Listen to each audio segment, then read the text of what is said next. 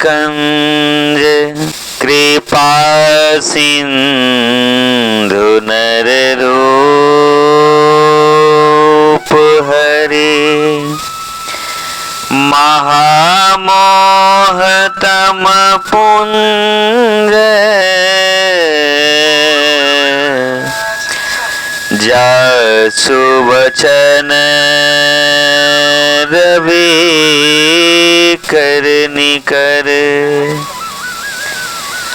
गुरु के सुमिरन मात्र से नासत विघ्न अनंत ताते सर्वारंभ में ध्यावत है सब संत ध्यावत है सब संत ध्यावत है सब संत। आध्यात्मिक और परमार्थिक जीवन के प्रबल प्रेरणा स्रोत परमाराध्य परम पूज्य सद्गुरुदेव जी, अर्चनीय वंदनीय मोदमंगलमय संत समाज, धर्म स्थल पर बैठे हुए देव तथा देवियों, सबके चरण कमलों में त्रयवार साहिब बंदगी साहिब बंदगी साहिब बंदगी।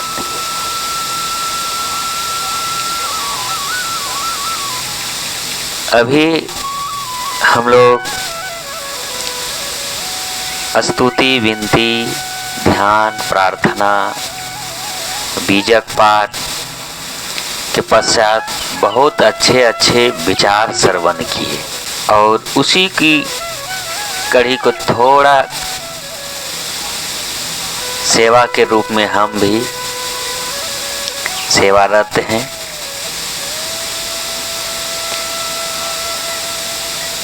तो सबसे पहली बात है,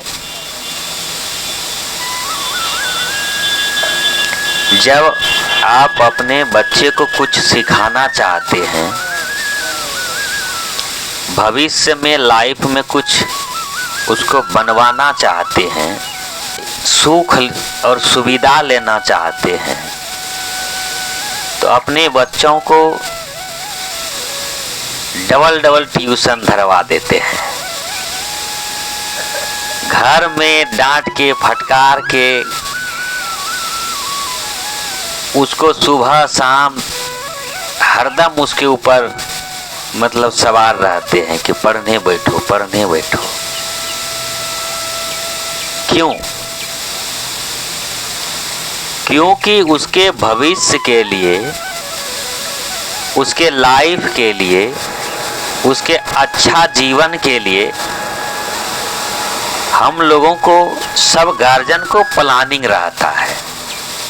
इसलिए ना उसको बराबर डांटते धोपते रहते हैं कि सही से ध्यान से पढ़ो, ताकि भविष्य में कुछ अच्छा कर सको, अपने लिए, अपने परिवार के लिए, माता पिता के लिए, समाज के लिए, देश के लिए। जब ये मामूली संसारिकता के लिए जब इतना हम लोग डबल डबल उसको ट्यूशन धरा देते हैं, पैसा लगा के, पैसा नहीं पूरता है, फिर भी कर्जा लेके, जगह जमीन बेच के, गाय माल बेच के फिर भी उसको पढ़ाते हैं। आशा क्या रहता है कि ये भविष्य में कुछ अच्छा करे। जब वो नॉर्मली चीज, मामूली चीज, संसार के लिए आप उतना उत्सुक हैं, उतना एक्टिव हैं,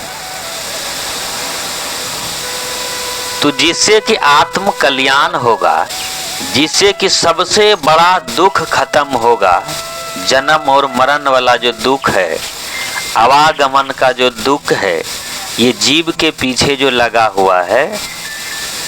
मेही बाबा ने कहा है कि आवागमन सम दुख न दूजा, कि ये जीवात्मा का जन्म लेना और मरना जो है कितना कष्ट होता है, बहुत कष्ट होता है। माँ के पेट में जीवात्मा को 9 महीना तक अंधेरी कोठरी में रहना पड़ता है। सोचिए वो कितना मल मूत्र में वो कितना दुख सहते हैं। उसके बाद भी शरीर धारण करते हैं तो फिर भी दुख लगा रहता है।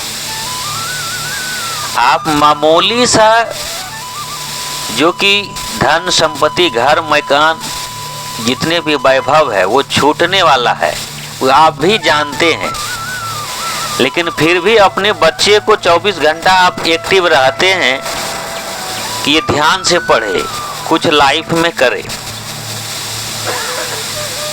जिससे कि आत्म कल्याण होगा आपके जीवन में। उसके लिए कुछ नहीं सोचते हैं, न ध्यान, न जाप, न साधना, न वैराग, न भक्ति, न धर्म, न कर्म। और जितने भी धर्म कर्म करते भी हैं तो मनमानी ढंग से करते हैं। शास्त्र क्या कहता है वो कोई परवाह नहीं। जितना भी विधि विधान मानते हैं उसे फायदा होता है कि नहीं होता है कोई ठिकाना नहीं। बोझ के तरह हम लोग धर्म कर्म भक्ति को ढोते रहते हैं।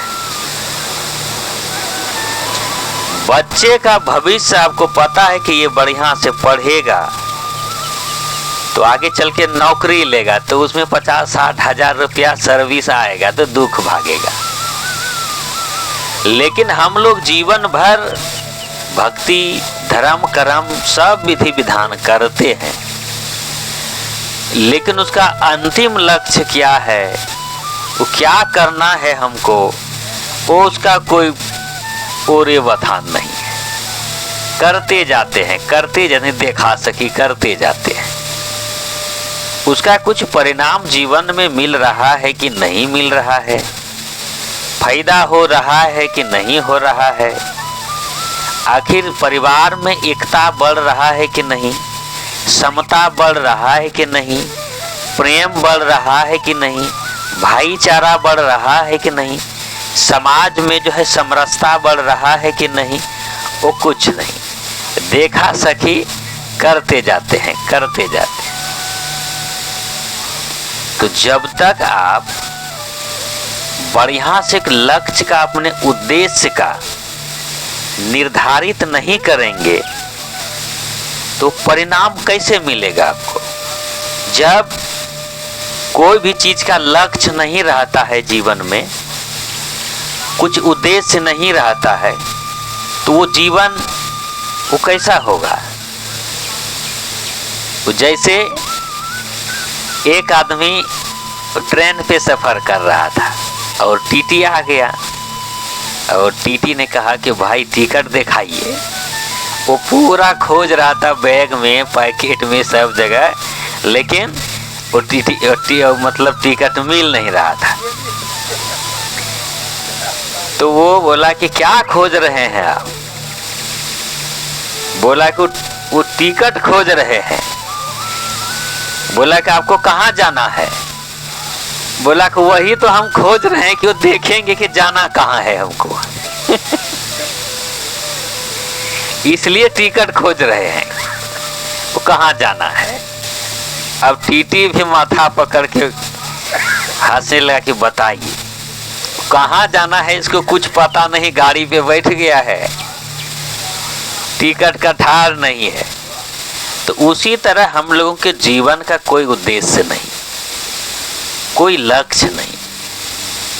दुनिया के देखा सभी में जो जो करता है वही करते जाते हैं। जीवन में लक्ष्य क्या होना चाहिए। आप कमाते हैं किस लिए? खाने के लिए ना।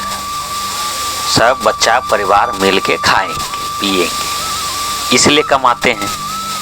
लेकिन फिर आपसे यदि पूछा जाए कि खाते किस लिए हैं, तो उत्तर क्या होगा? जीने के लिए। यदि नहीं खाएंगे तो मर जाएंगे, तो खाते हैं जीने के लिए। लेकिन फिर यदि आपसे पूछा जाए कि आप जीते काहे हैं, किस लिए जीते हैं, क्यों जीते हैं, क्या कहेंगे? जो भी आपको जीवन मिला है, 4 दिन का, 10 साल का, 50 साल का, 100 साल का, आखिर आप क्यों जीते हैं? इसका कोई उत्तर नहीं। तो ये उत्तर जानना चाहिए। ये उत्तर कौन जानेगा? कोई जानवर तो जान नहीं सकता। कीटे पतंग जितने भी है वो तो जान नहीं सकते। उसको कोई टेंशन नहीं है, उसको कल क्या खाएंगे उसको वो टेंशन नहीं है। हम बेटा के लिए, बेटी के लिए जुगा के रखेंगे, उसको टेंशन नहीं है। मिला ठीक है, नहीं मिला तो बीचे रोडे पे पागुल कर रहा है, वहीं सो गया। ना उसको गाड़ी का भय है, कोई टेंशन नहीं। जहाँ का तहीं, अगवार में, पिछवार में, कहीं भी बिंदास्त है। और हम लोग,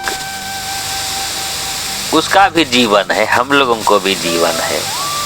हम लोग क्या करते हैं? जीवन में कोई लक्ष्य और उद्देश्य नहीं रहता है, तो हम लोग क्या करते हैं? 10 पीढ़ी का धन इकट्ठा करने में भिड़ जाते हैं। वो 10 पीढ़ी के लिए जगह जमीन कैसे हो जाए, उसके इकट्ठा करने में रहते हैं। लेकिन क्या होना चाहिए? आप कमाते हैं खाने के लिए, इतना ठीक है।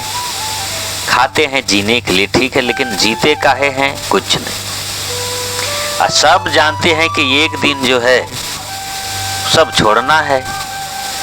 दादा, छरदादा, परदादा जितने भी हुए, वो चाहे वो 100 बीघा जमीन का मालिक रहे, कुछ चाहे मजदूरी कर खाए, वो तो छोड़ के गए।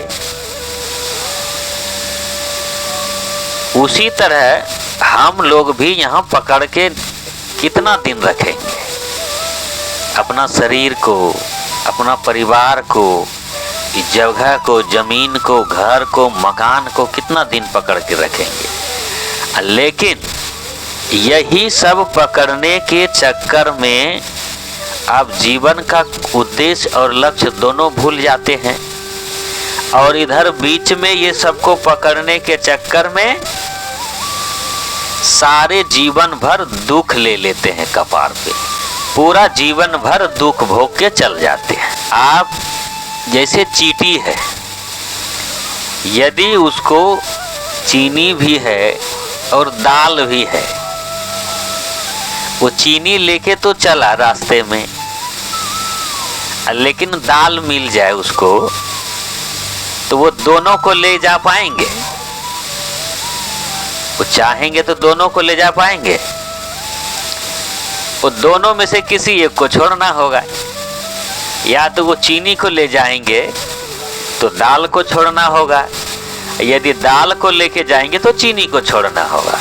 उसी तरह आप जीवन में यदि अस्थाई और परमानंद सुख चाहते हैं, अपना परिवार में, अपना भाई भाई में, अपना माता पिता में, ननद भौजाई में,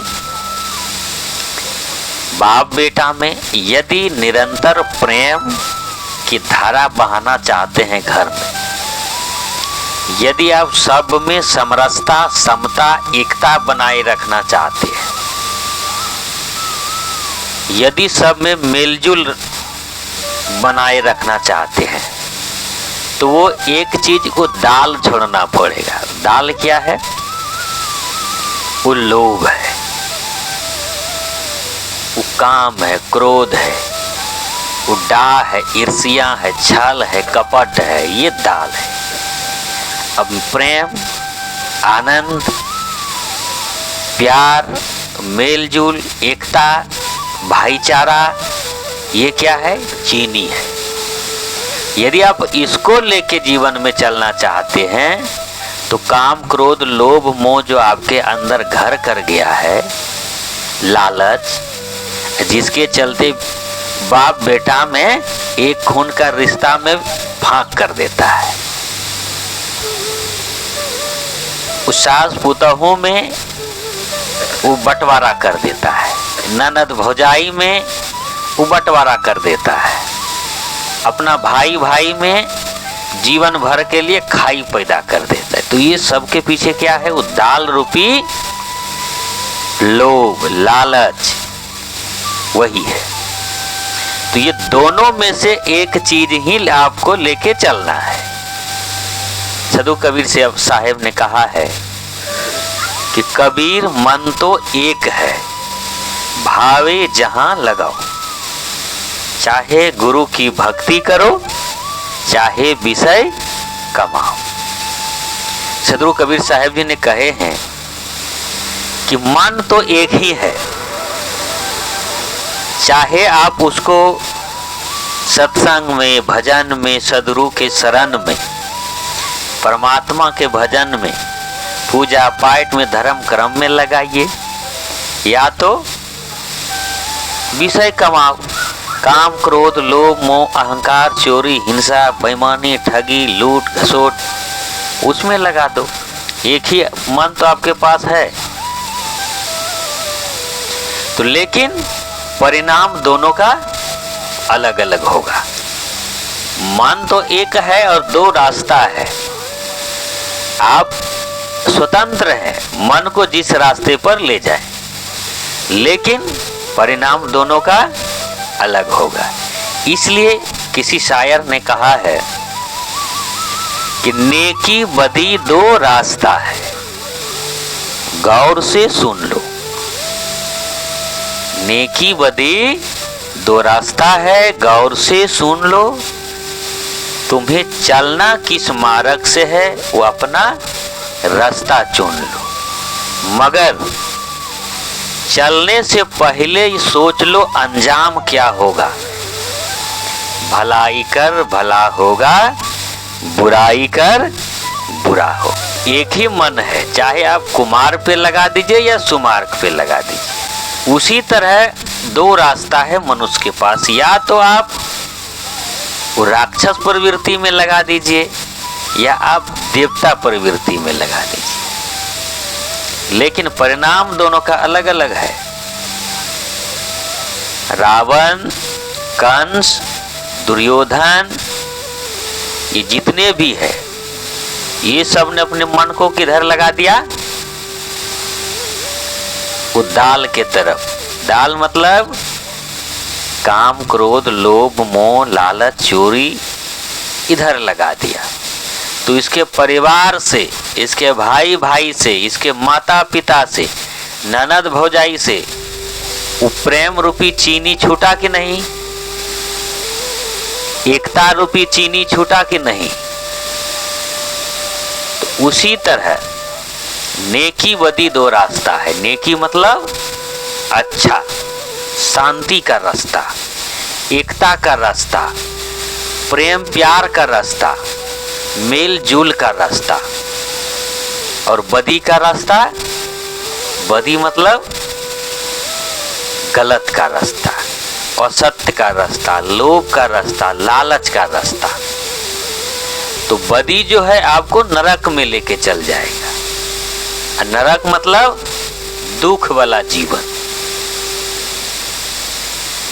वो आपको खैनी खिलवाने लगेगा, गंजा पिलवाने लगेगा, किसी प्राणी का हत्या गला कटवाने लगेगा, जीवन बर्बाद करवाने लगेगा, लूट खसोट करवाने लगेगा, चोरी डाकू करवाने लगेगा, भाई का धन कैसे हड़पे वो करवाने लगेगा, वो माता पिता को वो फर्क कर देगा, भाई भाई में एकदम दरार पैदा कर खाई दुश्मनी पर पैदा करवा देगा, ननद भौजाई में जो एकदम कलह कलेश ईर्ष्या डाह जलन पैदा कर देगा।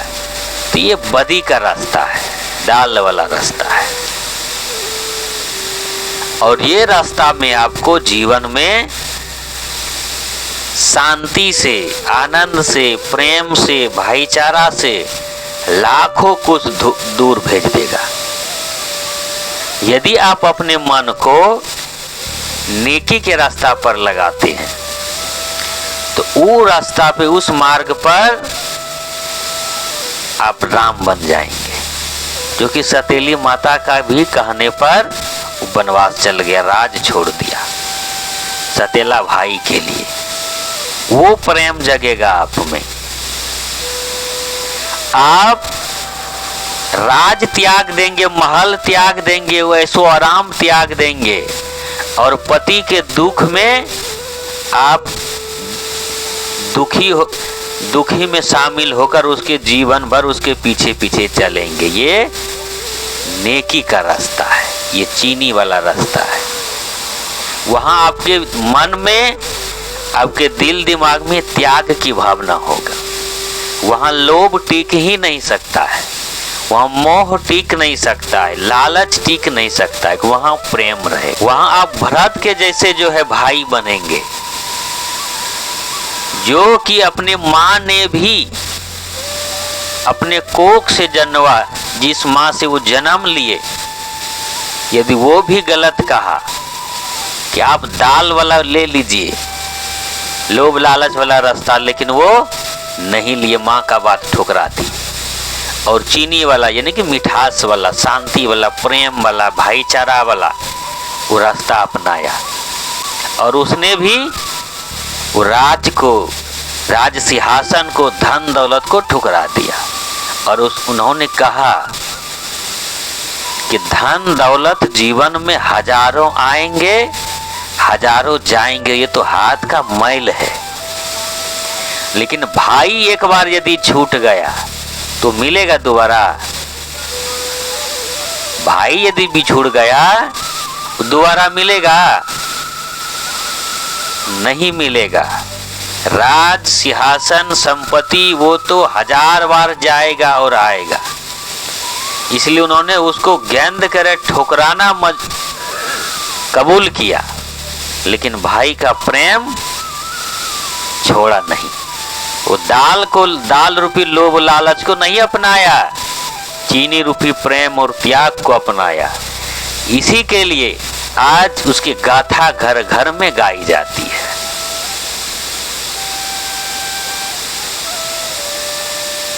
तो वो जो है मिठास रूपी चीनी को हम लोगों को लेके चलना है। अब दाल और चीनी का हम लोग पहचान कैसे करेंगे, कहाँ करेंगे? वो गुण भी होना चाहिए ना अपने अंदर। तो सदगुरु कबीर साहब ने कहा है कि मानुष तेरा गुण बड़ा, मांस न आबी काज, हार न होते आवरण, त्वचा न बाजे बाज। कि हे मनुष्य, आपका जो सबसे बड़ी चीज है, कीमती चीज है, वो क्या है? आपके अंदर गुण है, विवेक है और अच्छा बुद्धि। वो सबसे बड़ी आपकी संपत्ति है, सबसे बड़ा हथियार है वो।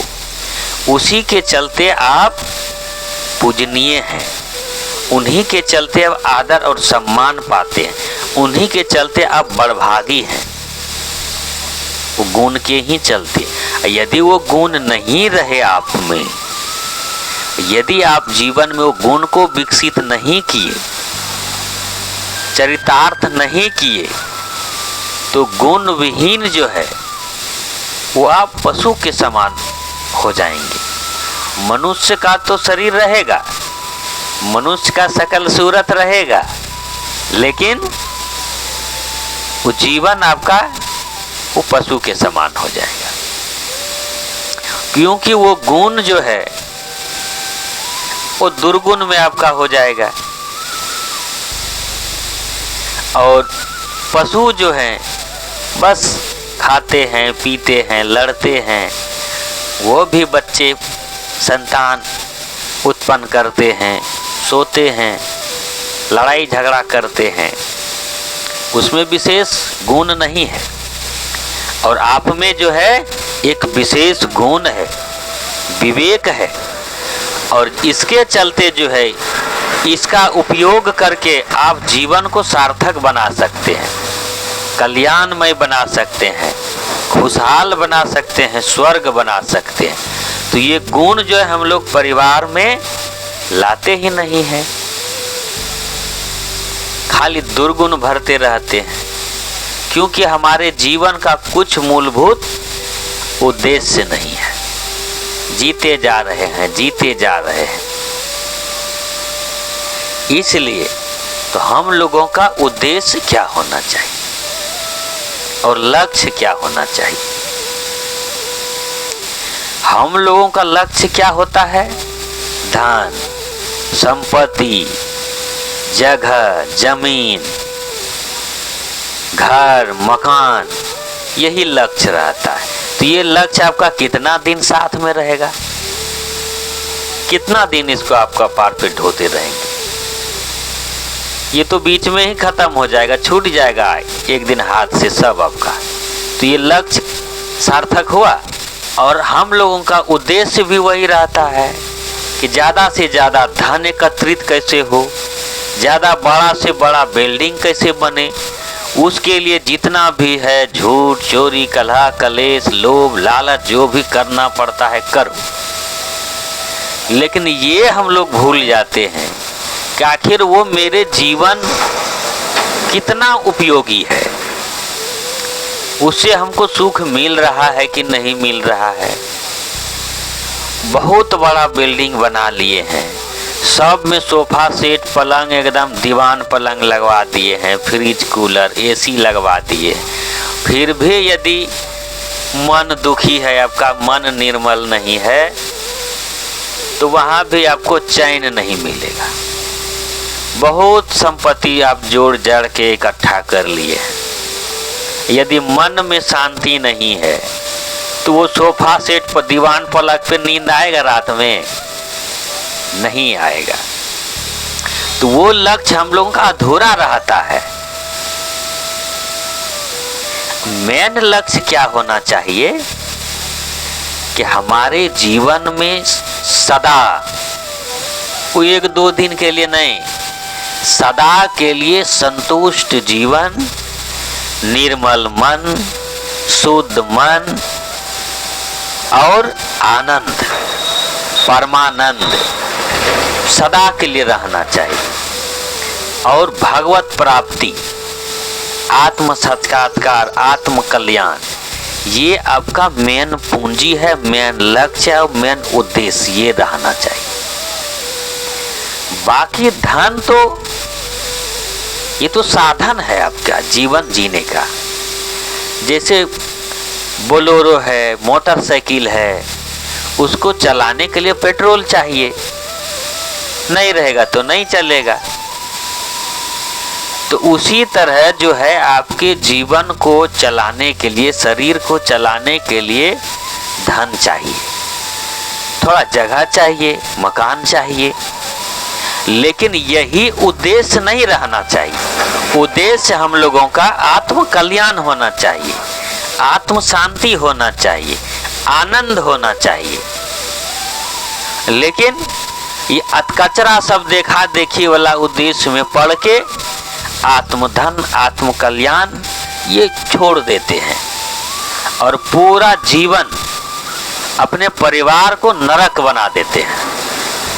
धन के लिए, मकान के लिए, वो छोटा छोटा जमीन के लिए नरक बना देते हैं। शास्त्र का भी बात नहीं मानते हैं और नहीं जो सिखाते हैं वहाँ जाने का ये करते हैं। इतना अहंकार और गुमान भर लेते हैं अपने अंदर कड़ा कुचड़ा, जो कि सत्य, ज्ञान, अच्छा संसार की ओर झुकाव ही नहीं होता है। आज इतना जो युवा पीढ़ी धर्म, कर्म, भक्ति से, आत्मज्ञान से भटक गया है, क्या कारण है? ये भौतिकता, व्यवहारिकता इतना बढ़ चढ़ गया है, ये सब सुख में इतना मतलब ये बहक गया है कि उसके चलते आत्म कल्याण उसका जो मुख्य उद्देश्य करता है वह उसी को भूल गया है। लेकिन वो दिन रात दौड़ तो लगाता है सुख के लिए कि अच्छा नौकरी ले लेंगे, दो तीन लाख रुपया का सैलरी पा लेंगे, लेकिन वो पाकर भी क्या करिएगा? सही से संस्कार नहीं है, सही से शांति नहीं है जीवन में। अरबों खरबों वाला टाका पर सोने वाला भी जहर खा के मर रहा है। बहुत बड़ा बड़ा MP MLA, बहुत टाका पैसा कमाने वाला भी मन दुखी है। गिरना है, परिवार में मेल नहीं है, तो वो धन और संपत्ति मकान सुख दे दिया तो वही तक सीमित अपना लक्ष्य को रख के क्या हासिल किए?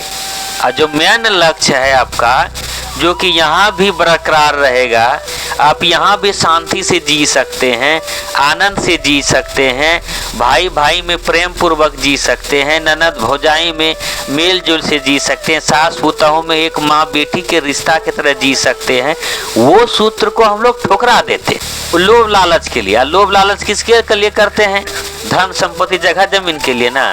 अब वो कितना दिन रहेगा? हम लोगों का दादा छरदादा परदादा कपार पे लेके गए क्या? लेके गए कुछ? लेके गए नहीं, लेकिन भाई भाई से जीवन भर दुश्मनी कर लिए। क्या मिला? कुछ कपार पे लेके नहीं जाएंगे, लेकिन फिर भी एक ही जगह रहना है, फिर भी सास पुतों में मेल नहीं है जीवन भर, तो देखना नहीं चाहते हैं। आखिर किस लिए, किस दिन के लिए आप उसको जोगाते हैं? कब्रिस्तान में लिखा था कि मंजिल तो तेरी यही थी, उम्र गुजर गया आते आते। मंजिल तो तेरी यही थी, उम्र गुजर गया आते आते। क्या मिला दुनिया से, अपनों ने ही जला दिया तुम्हें जाती जाती। इसके लिए आप लोभ लालच करते हैं, वही परिवार के सदस्य आपको उठा के बांध बूंद के ले जाके जला देगा। अब एक मुट्ठी का राख बन जाइएगा, धूल, मिट्टी का धूल बन जाएंगे आप। और जिस लोभ लालच के लिए भाई भाई से जिंदगी भर दुश्मनी लिए, वो धन, वो दौलत, वो जगह और जमीन, वो देखने आप जाएंगे, वो धूल बन जाएंगे आप। वो वैसे के वैसे पड़ा रहेगा। तो सोचिए, जो परिवार 7 जन्म तक, वही परिवार आपको ले जाकर जला देता है, और जो छाती पीट पीट कर रोता था, वही आदमी 12 दिन के बाद, ज्यादा नहीं, कितना, 12 दिन के बाद क्या कहेगा कि गरम गरम थोड़ा पूड़ी लाइए, तो ये ठंडा हो गया है। अब वही 12 दिन के पहले आपके लाश के ऊपर छाती पीट के रोता था, हाय तौबा मचाता था।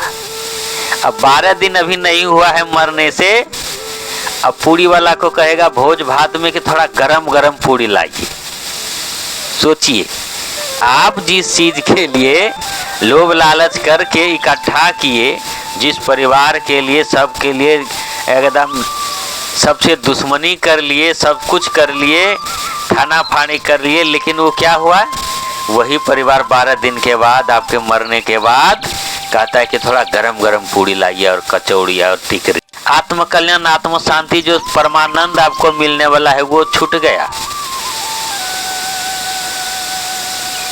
तो इसलिए ये सब नॉलेज कहाँ होगा, ये सब बुद्धि कहाँ होगा? आप उधर इंजीनियर, ओवरसियर, कलेक्टर, राष्ट्रपति कुछ भी बन जाइए, वो बुद्धि भले बढ़ जाएगा, लेकिन ज्ञान नहीं बढ़ेगा। बुद्धि और ज्ञान में अंतर होता है। कुआं में 5 लीटर पानी है और टंकी में 1000 लीटर पानी है। सबसे ज्यादा किसमें है? किसमें है? कुआं में 5 लीटर है और टंकी में 1000 लीटर पानी, तो सबसे ज्यादा किसमें है? टंकी में नहीं है। कैसे? कुआं से यदि आप 1 लीटर 2 लीटर 5 लीटर निकालेंगे तो फिर थोड़ा देर में बढ़ के 5 लीटर हो जाएगा। लेकिन टंकी में 1000 लीटर है, यदि आप 1 लीटर वहां से निकाले तो कितना बच गया? 999 लीटर। तो वो तो घटते ना जाएगा। लेकिन कुआं में 5 लीटर पानी है, लेकिन आप यदि निकालते जाते हैं तो वो वहां बढ़ते जाता है, वो अनंत है। उसी तरह जो है ज्ञान जो है वो कुआं के तरह है और बुद्धि वो टंकी के तरह है। आप बुद्धि तो इंजीनियर, कलेक्टर, ओवरसियर बन गए, लेकिन वो ज्ञान नहीं होगा आपको, वो संस्कार नहीं होगा आपको।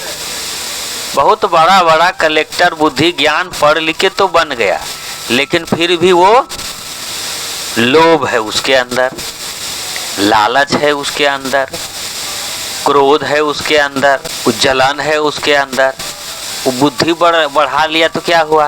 कोई ज्ञानी वकील है, उसके अंदर लोभ भरा हुआ है, लालच है, वो दारू पीता है, शराब पीता है, बहुत बुद्धि लेके इंजीनियर बन गया है, कलेक्टर बन गया है, लेकिन फिर दारू नहीं छूटा है। बहुत पढ़ लिख कर जो है MA BA PhD कर लिया, यूनिवर्सिटी विश्वविद्यालय का वो लेक्चर दे रहा है, लेकिन फिर भी जाके दारू पी लेता है। तो वो क्या हुआ? तो बुद्धि आप बहुत अर्जन कर लिए, लेकिन दारू, ताड़ी, शराब, गांजा, भांग, बीड़ी, सिगरेट वो सब चालू है। तो ये क्या है? टंकी के तरह है ये। लेकिन ज्ञान जिसको हो गया वो कुआं के तरह है। ज्ञान हो गया, आप संत बन गए। तो संत दारू पीता है, गांजा पीता है, किसी का जान मारता है, लोभ लालच करता है, तो ये कुआं हुआ। तो उसी तरह हम लोग जो हैं, हम लोगों का उद्देश्य और लक्ष्य वो टंकी की तरह बना लेते हैं कि चलिए पढ़ाइए, खूब पढ़िए, खूब पैसा कमाइए। तो पैसा ही कमा के आप क्या करेंगे? क्या करेंगे? बहुत महंगा कपड़ा ला लिए खरीद के, 5 लाख टका मीटर वाला, आप एकदम 100 मंजिला बनवा ली, अब बहुत एकदम AC कूलर, दीवान, पलंग, उससे भी बड़ा सोफा सेट, सब कुछ खुआ रोजे खाने लगे, लेकिन मन ठीक नहीं है, तब क्या होगा? सास पुतहू में मेले नहीं है तो नींद लगेगा? झोटा झोटी करके, बहुत बड़ा बिल्डिंग है, वो खाना ठीक नहीं है, दारू पी के आके वो गाली दे दिया बिना कसूरिये का, तो वो सोफा सेट पे, पलंग पे वो नींद आएगा? वो घर मकान सुख देने लगेगा? आप इंजीनियर बनिए, कलेक्टर बनिए, घर मकान बनाइए, उसमें कोई मनाही नहीं है, लेकिन आप उसके साथ साथ ज्ञान भी सीखिए, उसके साथ साथ चीनी रूपी मिठास को जीवन में लाइए। चीनी रूपी धर्म, कर्म, भक्ति, भजन, सद्गुरु का संगत, संतों का संगत भी लाइए, तब जो है आपका जीवन सफल होगा। सद्गुरु कबीर साहब ने कहे हैं कि जहिया जन्म मुक्ता हता तहिया हता न कोई, छठी तुम्हारी हो जगह तू कहाँ चला बिगोई। उस समय कोई भी चीज का आपके मन में लोभ, लालच, काम, क्रोध, लोभ, मोह कुछ भी नहीं था, कुछ नहीं था। उस समय जो है आपका कुछ भी गलत संस्कार नहीं था। उस समय विकार से आप शून्य थे, काम, क्रोध, लोभ में से वो स्वतंत्र थे आप उस समय माँ के पेट से वो बीड़ी का बंडल भी नहीं लाए थे, गांजा भी नहीं लाए थे, दारू भी नहीं लाए थे, एकदम शुद्ध शाकाहारी बन के आए थे। लेकिन धीरे धीरे धीरे आप वो देव तुल्य से, वो भगवान स्वरूप है बचपन। कोई दुश्मन नहीं, कोई हित नहीं, कोई भी रहे वो सबके पास जाएंगे, सबके पास हंसेंगे। अभी उसको मारा है, तुरंत तुरंत मिलजुल के हंसने लगेगा, सबके गोद में जाए। तो वो भगवान स्वरूप होता है। वही चीज हम लोग भूल गए, वही चीज हम लोग भूल गए हैं। छठी तुम्हारी हो जगह, छठी का मतलब मन होता है। उसमें जो है काम क्रोध लोभ मोह, लोभ जो है सब जगा के कहाँ चले बिगोए, सब रास्ता से कुरस्ता पर हो गए। वो जो भगवान स्वरूप हम लोग भूल गए, वो देव तुल्य थे उसको भूल गए और दानव तुल्य में आ गए। बना लिए अपने से संस्कार, गाया का, बीड़ी का, सिगरेट का, चोरी का, लालच का, लोभ का, वो सब धीरे धीरे बनाते गए अपने अंदर का कूड़ा कचरा इकट्ठा कर। इसलिए उसको खत्म करने के लिए संत सदगुरु के पास में आना होगा और वो सब कूड़ा कचरा हटा करके पूरा मन को निर्मल उसी तरह देवतुल्य बनाएंगे। जब तक नहीं तो जीवन में, परिवार में, समाज में, देश में, विश्व में कहीं भी शांति स्थापित होने वाला नहीं। इसलिए जितना जल्दी हो सके अपने मन को उसी तरह बचपन के तरह ही लौटा लीजिए और लास्ट में तो सब कुछ छूट ही जाएगा। इसलिए अभी से मन से छोड़ दीजिए, जीवन धन्य हो जाएगा। बोलिए सदगुरुदेव की।